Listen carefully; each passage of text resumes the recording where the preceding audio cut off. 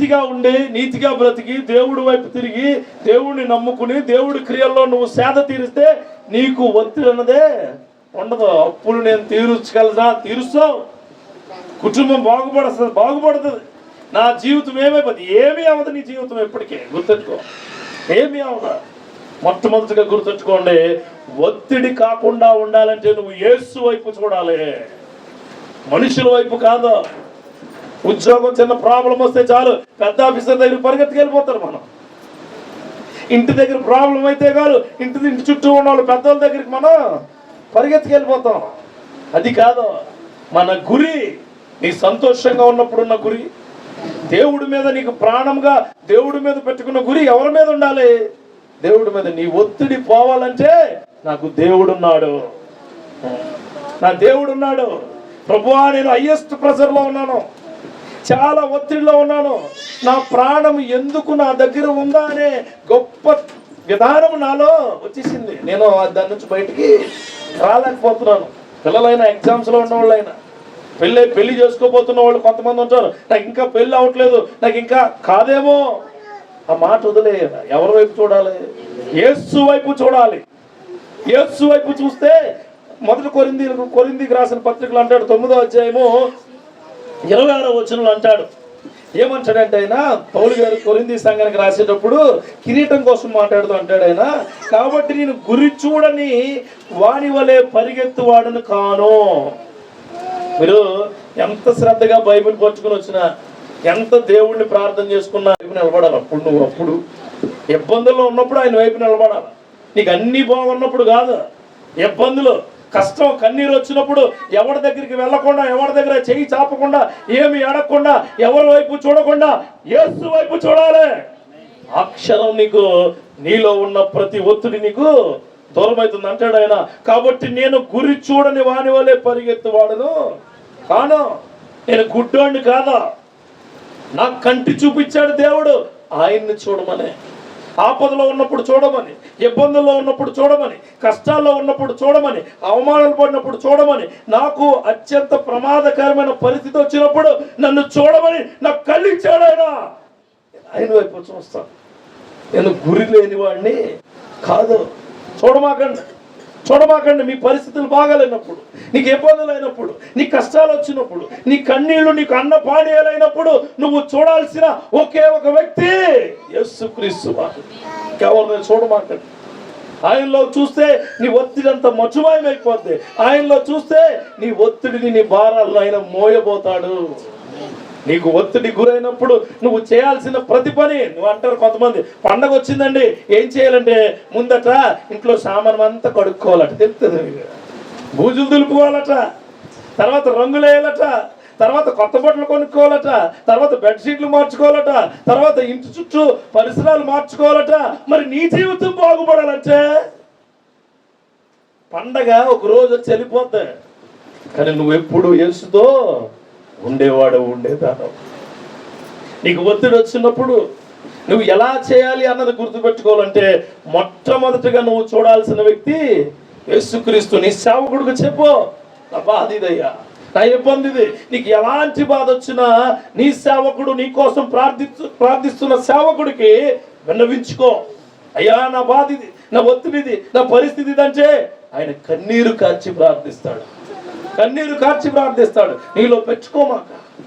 నీకు ఒత్తిడి వచ్చినంటే ప్రార్థన చేయి, నీకు బాధ వచ్చినప్పుడు అంటే ప్రార్థన చేయి, దేవుడు చెప్పుకో. నీకు ఇంకా తీరకపోతే సేవకుడికి చెబితే దగ్గరలో ఉంటుంది, ఇంటికి వచ్చి ప్రార్థిస్తాడు.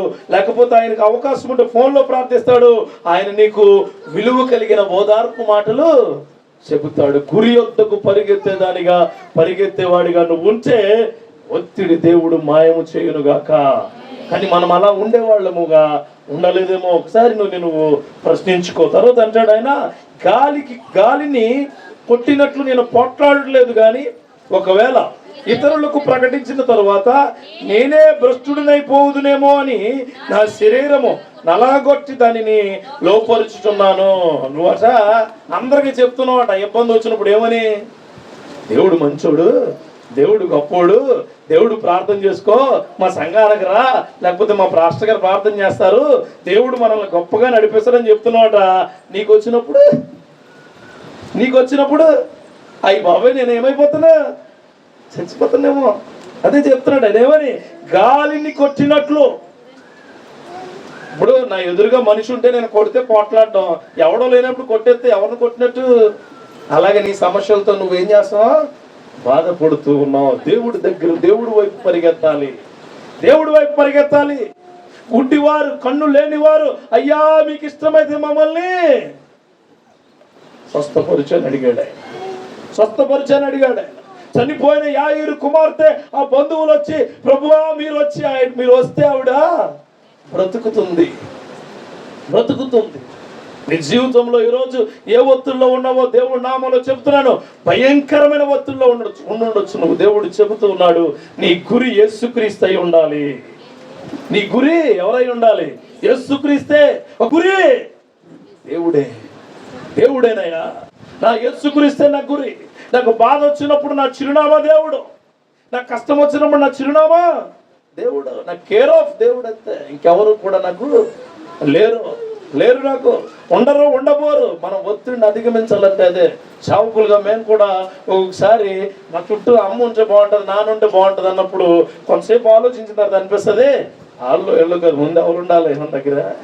ప్రభువా నువ్వు ఉంటే చాలయా, నువ్వు ఉంటే అందరూ ఉన్నట్టే, నువ్వు ఉంటే అన్నీ ఉన్నట్టే. నీ గురి నేను చూస్తే అన్నీ నేను చూసినట్లే. ఆయన అంటాడు, భలే అంటాడు ఆ మాట, నేను గురి చూడని వాడి వలే పరిగెత్తిన వాడిని. అంటే నేను నాకు బుర్ర లేనివాడికి అయితే నేను కాదు, నా బుర్ర ఉందే, ఆ బుర్ర దేవుడి వైపు పరిగెత్తమని చెబుతూ ఉంది. ఈరోజు ఇక్కడ కూర్చున్న వాళ్ళందరికీ రకరకాల ఒత్తిళ్ళు, రకరకాల ఇబ్బందులు ఉండొచ్చు, కానీ మీ గురి ఎవరై ఉండాలి, యేసుక్రీస్తు అయి ఉండాలి. ఆయనను గురి పెట్టుకున్న ఎవరు గురి తప్పకుండా దేవుళ్ళో నడుస్తూ ఉంటారు. ఆమేన్. ఆ గురి దేవుడు మీ అందరికీ ఇచ్చునుగాక.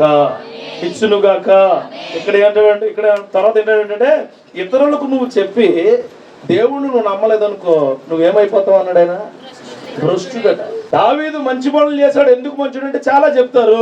సంసోను చెడ్డోడంటే దేవుడు దూరం అయిపోతే ఎవడు, దేవుడికి దూరం అయిపోయి ప్రతి ఒక్కడు ఎలాంటి వాడితో సమానం, భ్రష్టుడితో సమానం. దేవుడికి దూరం కామాక. దేవుడు మన ఇంట్లో వాక్యం పెట్టుకుంటాం, హృదయంలో వాక్యం పెట్టుకుంటాం, బుర్రలో ఆ వాక్యము నిన్ను నిద్ర మేల్కొని లేకుండా నువ్వు ఉంచు ఉన్నావు. అసలు చెప్తున్నాను, గుర్తెట్టుకోండి. నీకు బాధ వచ్చినప్పుడు, ఆ ఒత్తిడి వచ్చినప్పుడు నీ కన్నీటి చుక్క కారిందంటే దేవుడిని అవమానపరిచినట్టు గుర్తెట్టుకోండి. ధైర్యంగా చెప్తున్నాను ఈ మాట నేను. అసలు నా దేవుడు నాతో ఉంటాడు, నా దేవుడు నా విషయాల మీద పోరాడతాడు, నా దేవుడు నా గురిని నాకు చూపించి నడిపిస్తాడు. మొట్టమొదటిగా ఒత్తిడికి నువ్వు లోను కాకుండా ఉండాలంటే నీ గురి ఎవరై ఉండాలి, యేసుక్రీస్తు అయి ఉండాలా. దాంట్లో ఏ పరిస్థితులైనా సరేనండి, ఏ పరిస్థితులు. పెన్షన్ డబ్బులు మీ దగ్గర రాకపోతే మీరు ఒత్తిడికి ఫీల్ అయిపోతారు. రాదేమో, తీసేస్తారేమో. పెన్షన్ అలా ఆ పెన్షన్ పక్కనట్టండి. ఆ ఇచ్చేవారి వరకు కూరగాయలు వచ్చి మన ఇంటికి కూరగాయలు ఆయన రాలేదనుకోండి, రాడేమో. అయ్యి బాబోయ్ ఎలా ఉండాలి అంటే చిన్న వాటిగా మనం పోరాడుతున్నది ఎక్కడున్న వాళ్ళతో కదట, ఎవరితోట మన చుట్టూ ఎన్ని ఉన్నాయో మనకు తెలియదు. మన గురి దేవుడైతే అన్నీ కూడా పారిపోతాయి. ఆమేన్. అన్నీ పారిపోతాయి. దేవుడని గురిగా పెట్టుకో. ముందుగా యవనస్తులు చెప్తున్నాను, మీ గురి ఎవరై ఉండాలి, దేవుడై ఉండాలి, యేసుక్రీస్తే. శరీరేచ్ఛలు వచ్చినప్పుడు నా గురి దేవుడై ఉంటే నువ్వు పాపపు లోకంలోకి వెళ్ళవు. నీకు ఇబ్బందులు, కష్టాలు, కన్నీళ్లు కలుగుతున్నాయంటే దానికి ఒకే ఒక కారణం ఏంటంటే నువ్వు ఎక్కడో ఏం చేసావు, ఎక్కడో చెప్పులు సరిగ్గా వేసుకోవట్లేదు నువ్వు, అంటే తప్పడుగులు వేసేస్తున్నావు. తనకి కనిపిస్తుంది ఏమని, నువ్వు పెద్ద భక్తిపరుడని. కానీ నీకు కనిపిస్తుంది ఏంటో తెలుసా, నువ్వు అసలా భక్తిపరుడు అనే డేటాలోనే నీ పేరు లేదు. అట్టా ఉండమాకండి. యవనస్తులకు చెప్తున్నాను, చర్చికి వచ్చినప్పుడు ఒకలాగా, నువ్వు చదువుకున్నప్పుడు ఒకలాగా, బండి మీద వెళ్ళినప్పుడు ఒకలాగా, ఫ్రెండ్స్తో ఉన్నప్పుడు ఒకలాగా, నీ గురి ఎక్కడికి వెళ్ళా మారకూడదు. యేసు నామములో చెబుతున్నాను, నీ గురి మారినప్పుడు దేవుడు నీ మీద ఉంచిన ప్రణాళిక ఎప్పటికీ మారదు. ఆమేన్. ఎప్పటికీ మారదు. సేవకుడు అనుకుంటాడు పాపం, అయ్యో ఆ అమ్మాయి బాగా ప్రార్థన పర్రాలు, అయ్యో ఆ బాబు చాలా ప్రార్థన పర్రాలు, అయ్యో వీళ్ళు సంఘంలో చాలా గొప్ప పనులు, వీళ్ళు లేకపోయినా నడిపిస్తారు అంటారు. సేవకుడు లేకపోయినప్పుడు అన్ని నడిపిస్తుంటారు. అవి మానేయాలి. గురిగా నీకు కూడా అది ఇచ్చాడు ఆయన. అందుకే అంటాను, మన గురి ఆయన మీద ఉండాలి. మనుషుల మీద, వ్యక్తుల మీద, పరిస్థితుల మీద, ప్రభావాల మీద, అధికారుల మీద, అధికార మదంతో ఉన్న వాళ్ళ మీద మన యొక్క గురి ఎప్పుడు పెంచుకోమాకండి. అసలు దేవుడే మన గురి. ఆమె దేవుడే. ఎందుకంటే మా గురి దేవుడు. సమస్య లేదు. చచ్చిపోయి చివరి ప్రారంభం వరకు నేను కానీ ఆయన కానీ మా గురి దేవుడే అయి ఉంటాడు. విశ్వాసిగా నువ్వు కూడా అలాగ ఉండాలి. విశ్వాసిగా నువ్వు కూడా అలాగ ఉండాలి. భయపడకూడదు లోకానికి, భయపడకూడదు మనుషులకి, భయపడకూడదు శక్తులకి, భయపడకూడదు. నువ్వు అడుగు పెడితే నీ గురి దేవుడే ఉండాలా. ఆమె ఒత్తిడికరమైన కారణాలతో ఉన్న దేవుడు నీకు ఈరోజు చెప్పే మాట, యేసు వైపు చూడ. పేతురుకి గురి మారిపోయింది నడుస్తుంటే. ఈయన నన్ను చూడమన్నాడు కదా, కిందకెందుకు చూసారు? గురి మారిన వ్యక్తి నిలబెట్టబడతాడు. ఆమె రెండవదిగా, ఒత్తిడికి ఈ గురి అయినప్పుడు యేసు వైపు చూస్తావు. చూస్తూ ఉంటే అయిపోద్దా? ఎందాక ఎండలో తిరిగారు, నీడ కనపడ్డది, ఎండ వాసిపోతుంది మీకు. అమ్మాయ నీడొచ్చింది, ఇక్కడే ఉంటానా అంటావా? దూరంగా ఉండి సూర్యుడా దా వాయించు, నేను ఎలా చూ అంటావా? ఏమంటావు? నమ్మాల. రెండోది ఏం చేయాలా? ఒత్తిడికి గురి కాకుండా ఉండాలంటే యేసుని నమ్మాలా. ఆమె యేసుని ఎలా నమ్మాలంటే, ఈ లోకం అంతా వెలేసేసింది నన్ను, నువ్వు ఒక్కడవే నన్ను నమ్మవు ప్రభు, నేను నిన్ను నమ్ముతున్నాను. ఈ లోకం అంతా వెలేసి, అయ్యో ఈరోజు నేను వాళ్ళతో మాట్లాడితే నాకు తిండి దొరకదేమో, ఈరోజు నేను వాళ్ళతో మాట్లాడితే నా ఉద్యోగం పోతేమో, నేను వాళ్ళతో ఉంటే నా ఫ్రెండ్స్ పాడైపోతారేమో. కొంతమంది యవనస్తులు ఫ్రెండ్స్ పాడైపోతారని చెప్పి యేసుక్రీస్తుని ఏం చేస్తున్నారు? పక్కనెట్టేస్తున్నారు. ఫ్రెండ్స్ నమ్మినంత ఎవరు నమ్మట్లేదు, క్రీస్తుని నమ్మట్లా. నువ్వు దేవుడితో ఉన్నప్పుడు ఎంత బలంగా ఉన్నావో, బయటికి సొసైటీకి వెళ్ళినప్పుడు కూడా అంతే బలంగా ఉండాలి దేవుడి పైన. ఆమేన్. అసలు దేవుడు ఎక్కడికి వెళ్ళినా దేవుడు నమ్మకంగానే ఉండాలండి. మనం దేవుడిని నమ్మితే నమ్మకంగా పనిచేస్తావు, దేవుడు నమ్మితే నమ్మకంగా చదువుకుంటావు, దేవుడు నమ్మితే నమ్మకంగా కాపురం చేసుకుంటావు, దేవుడు నమ్మితే నమ్మకంగా నీ జీవితాన్ని బయటికి నడిపించుకుంటావు. ఒకవేళ దేవుడిని వదిలేస్తే నీ నమ్మకాలు నమ్మినా సరే ఎందుకు పనికిరావు. ఇందాక అన్నాడు ఆయన, ఏమన్నాడు? దేవుడు ఆయన ఇల్లు కట్టించినడలా కట్టువాడి ప్రయాసము వ్యర్థమే. ఆయన గుడి చేసినా చాలా స్ట్రాంగ్గా ఉంటుంది. ఆమె నువ్వు 4 అంతస్తులు ఇల్లు కట్టుకున్నా అది బీచ్లో కట్టుకున్నట్టు ఉంటుంది. బీచ్లో 4 అంతస్తులు ఇల్లు కట్టుకున్నాడంట ఒక ఆయన. గృహప్రవేశానికి అందరికి పిలిచినట్ట. నైట్ వర్షం వచ్చిందంట, ఇల్లు లేదక్క, ఇల్లు లేదు, పునాది ఎలా ఉంది అంతే. దేన్ని నమ్ముకుని కట్టావు? నీ డబ్బును నమ్ముకుని. దేన్ని నమ్ముకుని కట్టావు? నీకున్న ఆహారం నమ్ముకుని. దేన్ని నమ్ముకుని కట్టావు? నీ గర్వాన్ని నమ్ముకుని కట్టావు అక్కడ ఇల్లు. కింద నేలని భూమిని నమ్ముకుని ఆ దేవుడి యొక్క ఫౌండేషన్ నమ్ముకుని కడితే ఉండేది. కానీ ఈయన బండ మీద గుడి చేసుకున్నాడట, ఏదైనా సరైనది ఆడవలేదట. అంటే దేవుడిని నమ్మే వ్యక్తులుగా మిమ్మల్ని తయారు చేయబడును గాక. చాలా మంది అంటారండి, ఒత్తిడి వచ్చినప్పుడు నీకు అనేకమైన మాటలు వస్తాయి. సింపుల్గా చెప్తున్నాను నేను. నువ్వు బాధలో ఉన్నప్పుడు, నువ్వు సుఖంగా ఉన్నప్పుడు నిన్ను ఆవిడేమండి, నీకు కష్టం వచ్చినప్పుడు అందరూ రాళ్ళే వేస్తాడు. ఒకడు బండ రాయేసేస్తాడు, ఒకడు గులకరా వేసేస్తాడు, ఒకడేమో ఇంకో రాయేసేస్తాడు, ఒకడు వచ్చి నేను చూశానంటాడు. చూడకపోయినా సరే నేను చూశానాడు అలాంటి ఆమె అలాంటిదే. అమ్మో నేను అక్కడ ఎక్కడో మొన్న చూశాను. భయపడడం అవసరం లేదు. నువ్వు నమ్మే దేవుడు నిన్ను సిగ్గుపరచడు. నువ్వు నమ్మే దేవుడు నిన్ను సిగ్గుపరచడు. నువ్వు నమ్మే దేవుడు నిన్ను ఒక్క మెట్టు కూడా కిందకు దించడు. ఆయన భుజాల మీద ఉంటావు ఒత్తిడిలో ఉన్నప్పుడు. ఆమె భుజాల మీద ఉంటావు. నువ్వు బాగా ఒత్తిడిలో ఉన్నప్పుడు దావీదుకి ప్రతిసారి దేవుడు తోడుగా ఉన్నాడు. హల్లెలూయా. ప్రతిసారి నీకు కూడా ఉండబోతున్నాడు. అప్పులు ఉన్నాయని చెప్పి ఏడవ మాట్లాడతాడు. ప్రభువా నిన్నే నమ్ముకున్నాను. కుటుంబం బాగాలేనప్పుడు ఇబ్బంది పడిపోకండి, నిన్నే నమ్ముకున్నాను. భర్త భార్యల మధ్యన మనస్పర్ధలైనప్పుడు ఇబ్బంది పడబోకండి, నిన్నే నమ్ముకున్నాను ప్రభువా. నీ ఇంటిలో వాళ్ళు నీ మీద వెలివేసినప్పుడు బాధపడమాకండి, నిన్నే నమ్ముకున్నాను ప్రభువా, నిన్నే నమ్ముకున్నాను. బాగా నమ్మకమైన వాళ్ళు నమ్మక ద్రోహం చేసినప్పుడు బాధపడమాకండి. ఎవరు నమ్ముకున్నారు మీరు? ఆయన చెప్పాడు, ఏమన్నాడు తెలుసా? మనుషులు నమ్మొద్దని చెప్పాడు. మనం ఏం చేస్తున్నాం? వస్తువులు నమ్మొద్దు అన్నాడు. మనం ఏం చేస్తున్నాం? కింద ఉన్న వాటిని వెతకొద్దు అన్నాడు. మనం ఏం చేస్తున్నాం? మనం ఏమంటే వ్యతిరేక పదాలు ఉంటాయి చిన్నప్పుడు. అతడు, ఆమె, మగవాడు, ఆడపిల్ల. దేవుడు ఒక స్ట్రక్చర్ చెప్తాడు. మనం ఏమి నమ్మం. ఏం నమ్ముతాం? కింద ఉన్నాయి ఏముంటాయి అయ్యే వెతుకుతాం. ఒక బిడ్డ చాలా పరిశుద్ధుడు, మామూలుగా కాదు. అలా నాన్నమ్మ దగ్గర నుంచి అందరూ సూపర్ అనమాట. బర్త్డేకో బండి కొనిచ్చింది. అప్పటి వరకు దేవుడిని నమ్ముకునేవాడు. బండి వచ్చిన తర్వాత బండిని నమ్ముకున్నాడు, ఫ్రెండ్స్ నమ్ముకున్నాడు, తిరిగాడు వెళ్ళాడు. ఈ బండి ఏమో గోడను నమ్ముకుంది. రోజు బండి గోడను నమ్ముకుంది, మనోడు బ్రేక్ని నమ్ముకున్నాడు. బ్రేక్ పని చేయలే, గోడ పని చేసింది. అప్పుడు కాళ్ళు సరిగా పని చేయట్లేదు. ఇప్పుడు ఎందుకు? బ్రేక్ని బండిని నమ్మునాడు, దేవుణ్ణి వదిలేశాడు, కాళ్ళు పని చేయట్లేదు. బండి ఎందుకు నడపట్లేదంటే కాళ్ళు లేవు కదన్నా. మనం ఎవరు నమ్మాలి? డబ్బులున్నా లేకపోయినా, నీకు ధనమున్నా బంగారం ఉన్నా మనుషులున్నా ఎవరున్నా లేకపోయినా ఏమున్నా లేకపోయినా దేవుణ్ణి, సంఘాన్ని, సేవకుడిని నమ్ముతూనే ముందుకెళ్ళాలా? హల్లెలూయా. సంఘాన్ని కూడా నమ్ముతారు, సేవకుడిని కూడా నమ్మాలి మనం. హల్లెలూయా. నీకు దాంట్లో వేరే ఆలోచన ఏం లేదండి. సేవకుడు దేవునికి నీకు. మత్తయి సువార్త 6వ అధ్యాయంలో ఆ మాటలు మీకు అన్ని తెలుసు. 25వ వచనంలో ఉంటుంది, ఏమి తిందుమో ఏమి తాగుదుమో అన్న మాట ఉంటుంది. ఒకసారి చదువుతారా? అందువల్ల నేను మీతో చెప్పున్నదేమనగా, ఏమి తిందుమో ఏమి త్రాగుదుమని మీ ప్రాణము గూర్చైనను, మీ దేహమునకు ఏమి ధరించుకుందో మీ దేహమును గూర్చైనను చింతింపకుడి.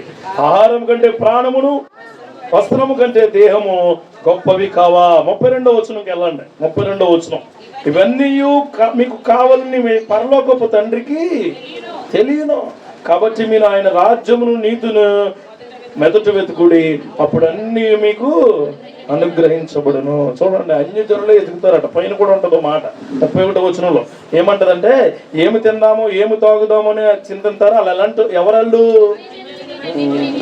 దేవుడి జనాంగము, అన్య జనాంగం. అన్ని జనాంగం అంటే వేరే సాంప్రదాయం అనుకున్నారు. దేవుడిని నమ్మనోడు ప్రతి ఒక్కడు అన్ని జనాంగం. అన్యులు అంటే ఏంటి? అన్ని జనాంగము. మనం ఎవరు? దేవుడి జనాంగం. ఒకవేళ నువ్వు సాయంత్రానికి బియ్యం లేవు, రేపు కూర లేదు, ఇంట్లో బియ్యం అయిపోతున్నాయి, ఇంట్లో నూనె అయిపోతుంది, అయ్యో నా పిల్లల చదువులు ఎలాగా, అయ్యో నా బిడ్డలు ఏమవుతారు, అయ్యో నా భర్త రేపు డబ్బులు పట్టుకొస్తాడు రాదా, అయ్యో క్రిస్మస్గా చీర కొనుక్కుంటానా లేదా, నా బట్టలు కొనుక్కుంటానా లేదా, నా పరిస్థితి ఏంటి అని ఆలోచించేవంటే నువ్వు ఏ జనాంగంలోకి పోతావు? దాంట్లో మళ్ళీ ఇంకా ఆలోచన ఏమి లేదు. ఎవరి దాంట్లోకి పోతావు?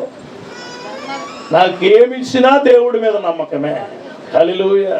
నా ఉద్యోగము, నా సంసారము, నా కుటుంబము, నా ఆత్మీయత, నా చదువు, నా క్రియలు, నా ప్రతి ఆలోచన దేవుడి పైన నమ్మకం మాత్రమే. రేపటి గురించి ఆలోచించమని. ఏ రోజుకి అది చాలు అంటాడు దేవుడు. ఏ రోజుకి అది చాలు. పొద్దుట మా వైఫ్ అందే, ఇంట్లో ఒక్కరు నిలబడితే అందరూ నిలబెట్టబడతారు. గుర్తుంచుకోండి. ఆమె ఇంట్లో తల్లిగా నువ్వు నిలబడితే బిడ్డలు నిలబడిపోతారు, తండ్రిగా నువ్వు నిలబడితే భార్య నిలబడిపోతారు, తల్లిదండ్రులు నిలబడితే బిడ్డలు ఆటోమేటిక్గా నిలబడిపోతారు. దేవునికి స్తోత్రం కలుగును కాక. నేను ఒత్తుల్లో ఉంటానని తెలుసుకున్న భార్య అందే, దేవుడు ఉన్నాడండి మీకు. ఏమే దేవుడు మీకు ఎంతో మంది కానీ దేవుడు మీకు ఎందుకు చేయలేడు? దేవునికి స్తోత్రం కలుగును. ఆ క్రియ మనలో బలపరచాలి. ఆ నమ్మకం మనలో, ఆ నమ్మకం నీలో వచ్చిన మరుక్షణము దేవుడు నిన్ను ఒత్తిడి నుంచి దూరపరచును గాక. చివరగా చెప్పి నేను ముగిస్తాను. ఒత్తిడికి గురి కాకుండా ఉండాలి అంటే నువ్వు చేయాల్సిన ఇంకొక గొప్ప పని ఏంటంటే ఆయనలోకి వెళ్ళి సైలెంట్గా ఉండాలి. దేవుళ్ళలోకి వెళ్ళిపోయి మాట్లాడకూడదు ఎవరితో, విశ్రాంతి తీసుకోవాలి ఆయనలో. దేవునికి స్తోత్రం. ఆయన ఏమన్నాడు? మీరు ఏ భారాలు ఉంటాయి అన్నీ పట్టుకురండి, పట్టుకొచ్చి ఆ భారాలని నా దగ్గరికి ఇచ్చేయండి, ఇచ్చేసి మీరు నా ఒళ్ళో కూర్చోండి అన్నాడా లేదా? మనం ఏం చేస్తున్నాం? నీ భారం, మీ అమ్మ భారం, మీ నాన్న భారం, మీ చుట్టుపక్కల భారం, నీ ఫ్రెండ్స్ భారం, పాపిష్టి దరిద్రాలు అన్నీ పట్టుకుని వెళ్ళి ప్రభు నాతో పాటు ఈ కూడా మోయండి అన్నా. మోయడే ఏమంటాడు ఆయన? ఒకసారి మత్తయి సువార్త 11వ అధ్యాయం తీయండి. ఆయన అంటాడు, తర్వాత చదవు మనం అదే మరి 28వ వచనంలో, ప్రయాసపడి భారం మోసుకొనిచున్న సమస్త జనులారా నా యొద్దకు రండి, నేను మీకు విశ్రాంతిని కలగజేతును. నేను తర్వాత చదవండి, నేను సాత్వికుడను, దీన మనస్సు గలవాడు గనుక మీ మీద నా కాడి ఎత్తుకుని నా యొద్దకు నేర్చుకుని, అప్పుడు మీ ప్రాణములకు విశ్రాంతి దొరుకును. రెండో చూడండి, ఎలానగా ఎలా ఉంటుందట ఆయన కాడి? It's very light weight. మనం చూస్తూ ఉంటాం పెద్ద పెద్ద దొంగలు హీరోలు పట్టుకుని విసిరేస్తూ ఉంటారు. ఎన్ని దొంగలు కాదు, ధర్మకోల్ చీట్లే పైన రంగేస్తారు అంతే. యేసుక్రీస్తుని నమ్ముకుని ఆయనలో విశ్రాంతి తీసుకునే యొక్క భారాలు కూడా ఎలా ఉంటాయట, చాలా సులువుగా ఉంటాయట.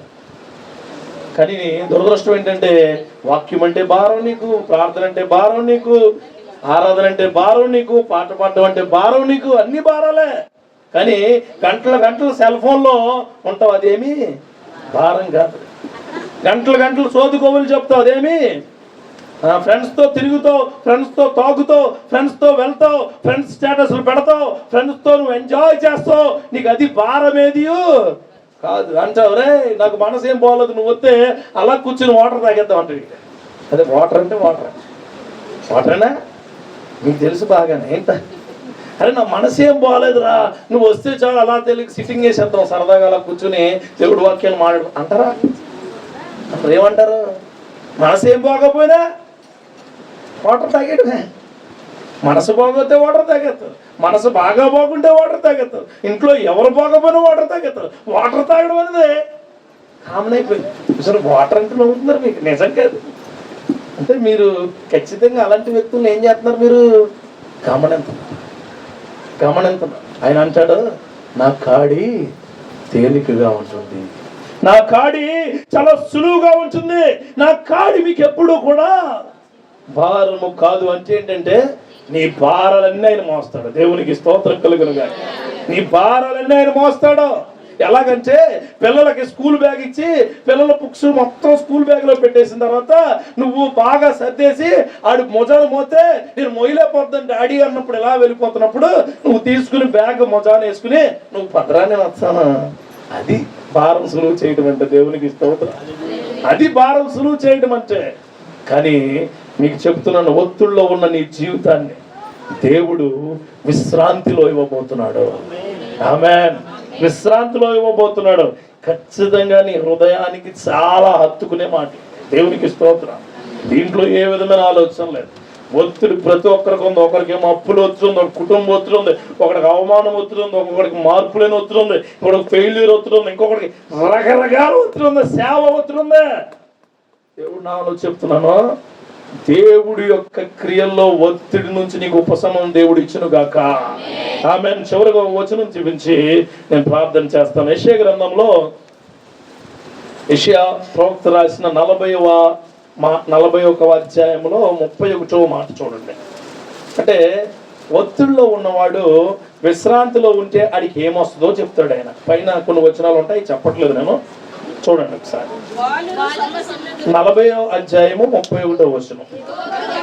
యెహోవా కొరకు ఎదురు చూచువారు నూతన బలము పొందుదురు, వారు పక్షిరాజు వలె రెక్కలు చాపి పైకి ఎగురుదురు, అలయక పరిగెత్తుదురు, సొమ్ము సిల్లక నడిచిపోవుదురు.